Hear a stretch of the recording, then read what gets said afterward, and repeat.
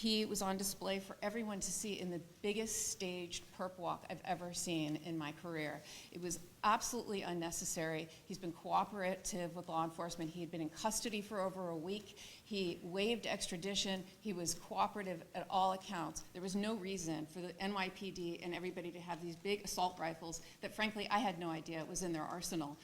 And to have all of these, the press there, the media there, it was like perfectly choreographed. And what was the New York City mayor doing at this press conference, Your Honor? That just made it utterly political. And as Your Honor knows, under Lauro v. Charles, the Court of Appeals for the Second Circuit has held it to be clearly established that these staged perp walks to the media, unrelated to a legitimate law enforcement objective, is unconstitutional.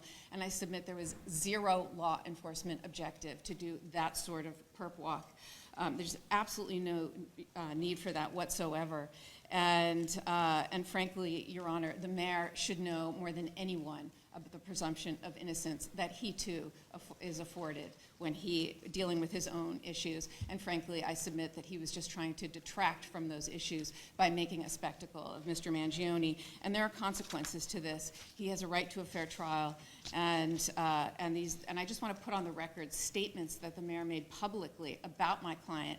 Nothing saying alleged, for example, and he said, I wanted to send a strong message with the police commissioner that we're leading from the front. I'm not going to just allow him to come into our city. I wanted to look him in the eye and state, you carried out this terrorist act in my city, the city of New York that I love. And he wanted to show symbolism. Your Honor, he's not a symbol. He's somebody who is afforded the right to a fair trial. He's innocent until proven guilty. And the mayor was talking to jurors, future potential jurors that elected him. Those are the people that elected him, that he is talking to and calling this man a terrorist. So, Your Honor, I just want to make a record of this and put everyone on notice that this has to stop.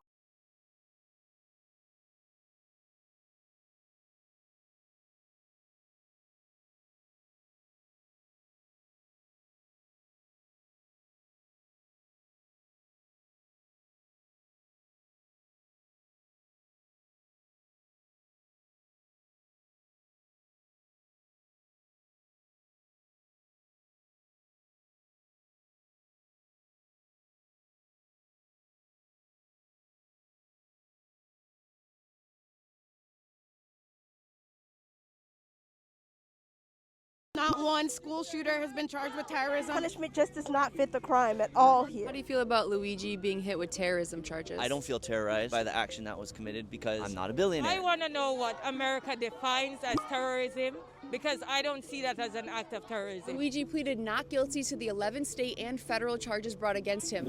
Now it's the state that's arguing that the shooting was an act of terrorism. I'm a New Yorker. I live here in the city. I don't feel I terrorized. think that they're trying to hit him with whatever they can to give him the death penalty, and I think that that's gross. What terrorizes me is the healthcare system. This is by no means done to people that are out here committing mass murder. None of those people have been charged with domestic terrorism. One individual does one act on December 4th, and that somehow overrides and allows for all of this to happen.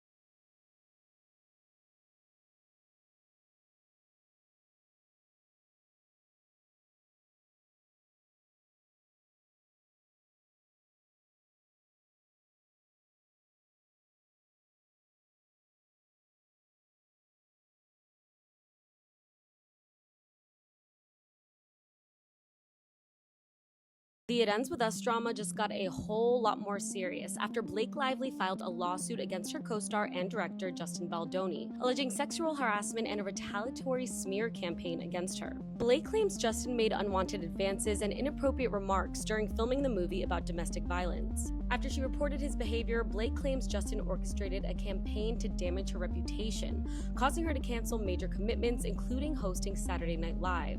And here's where it gets really messy. The lawsuit includes text messages between Justin and his crisis PR team that shows them brainstorming ways to spin the narrative against Blake and bury her by creating rumors online and planting stories to discredit her claims and make him look better. Justin's legal team has denied the allegations, calling them false and harmful. In response to the suit, Justin's talent agency has dropped him. Blake's former co-stars from the Sisterhood of the Traveling Pants have publicly condemned the efforts to discredit her. And even the author of It Ends With Us, Colleen Hoover, has shown her support for Blake.